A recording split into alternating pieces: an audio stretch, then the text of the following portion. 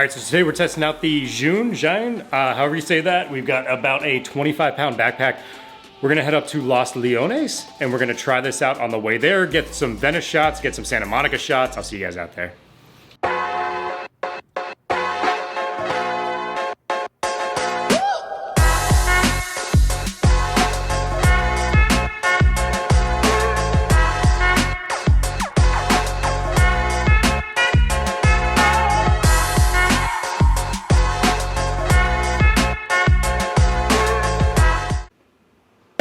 All right, so we got our first RF lens. We're gonna slap it on here. I actually sold some of my old gear, so I was able to get this. So this is the 24-105 f4.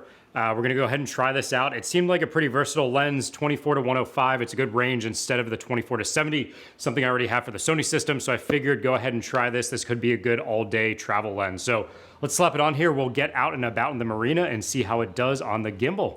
See you guys. It's a little weird. Never had a lens that moved around. All right, so right now we're trying this guy out, stabilized by my hand. Let's flip it around. Oh gosh, now we're too bright. All right, yeah, way too. So far, I really like the clicky ring on this thing, but this lens feels super cheap. I'm curious how the stabilization works right now. It's actually pretty freaking wobbly in my hand. So we'll throw it on the gimbal here shortly. See if that does any better. Of course it's going to. It's a gimbal, so that's the whole point of it. But what I'm curious is, does it make a big enough difference? Right now it's handheld. It's a handheld camera. Very easy to just kind of pan around, show you guys different things. Does the gimbal really make up for this? This has optically stabilized lenses, as well as electronic stabilization is on right now. So I'm really curious to see, does the gimbal make just a massive difference, or is it marginal? Because if it's marginal, it might not be as important. Let's try it out. All right, exposure's gonna be a little bit different for this scene, but all right, so right now we got the gimbal rolling. We got the gimbal in full effect. I think, you know, best case, I can kind of hold it out here and get it a lot more in the scene with me. But ultimately, what do you guys think? Is it a lot more stable? We're switching hands right now. I think for me, it's definitely nice, but it is pretty big and cumbersome. So really depends. With the 24, you can hold it out, which is, again, a very nice aspect. We can do a little panning motion. How's that look right now? Getting a lot of dynamic range here. So the ND filter I ordered is coming tomorrow. We got it actually, I got a non-variable. I got a 3-stop one, and I figured I'm gonna need a variable. It's video, no matter what, you're gonna need variable, especially in sunny California like this. So we got the BW Nano Micro, something like that, variable ND. It's a 1 to 5 stop. I'm pretty excited for that one. Thought about the Peter McKinnon, but this is a 77mm lens. Most of my GM lenses, as well as the f2.8, are gonna be an 82mm, where this is a 77. So I think ultimately, get the cheaper filter for this one, and then we'll get the higher for those. While we've been talking, how's this look? Does it look a lot more stable or no? Let's flip to another scene. We'll do some zoom ins, we'll get some boats. All right, so right now we're on 105mm zoom. Just gonna walk, see what it looks like. You guys see the walk shake? Obviously the hand shake. Let's twist a little bit.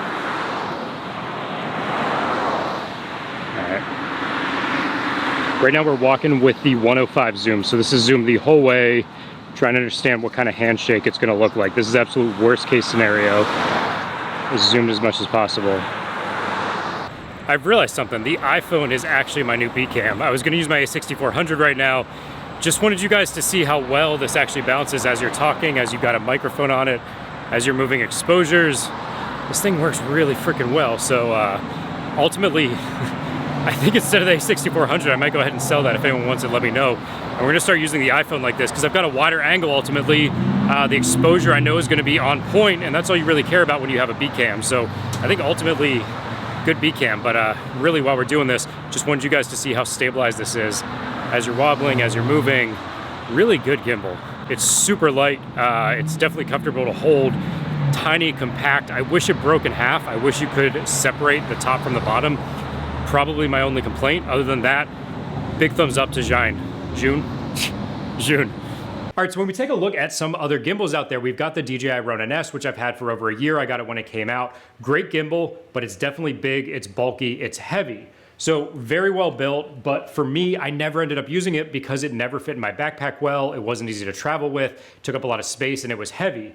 The Feiyutech AK2000 is a great gimbal. Really like this. It's very light, it's compact. This actually breaks down smaller inside of a bag than something like the weebill-s. However, overall package, the weebill-s, the way it comes together, the over handle, I felt like, let's just take a look. So boom, weebill-s. Look how assembled size that is comparatively. It's very compact, very light. The fact that you don't even need that bottom tripod, you can do it as a side handle. They did a really good job with this package. I do really wish this top part detached. That would make it a lot easier, more competitive with something like the AK2000. However, the fact that the AK2000 fully disassembles, I can actually take up less space inside of my bag. So travel-wise, I like the AK2000 a little bit better just for its compactness, but overall package-wise, I've got to give it to the weebill-s. They've just done an amazing job with very strong motors on this, mind you. So really good job from Zhiyun. As you can see, I gotta say I've been using this for a few weeks now. I got it the day it came out, and I paid my own money for this. I'm really happy with my purchase. I like this a lot. It's gonna be my go-to gimbal from now on. If you're on the market, if you're thinking about upgrading to something a little bit smaller, definitely recommend it from my perspective. I'm gonna be using this weekend. I'm headed to Lithuania. If there's anything you want me to try out on here that I didn't do in this video, let me know. I can do a more in-depth review in the future, but that's it, guys. I'll see you next time. As always, thanks for joining.